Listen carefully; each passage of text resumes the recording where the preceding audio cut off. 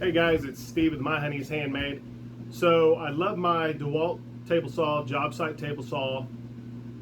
I really need the portability. Sometimes when I'm making tables, I need to do my cuts and then get the saw out of the way so I have room to move the table and finish the table. So one of the things I use are these blocks that help hold it, because my outfeed table is taller than the table. I've even got the casters is taller than the table. I've even got the casters. I had to add those when I bought the laser last year because the laser took up so much room. So it just doesn't work with these blocks. So you know what I find myself doing, I'm making more cabinets. So I could get a bigger saw, but I really would have to rework the whole shop. So for an interim solution, I want to add adjustable risers to the bottom of the DeWALT. So let me show you how we're going to do that. These little rubber stoppers come off. You just unscrew that Phillips. Then you're left with this.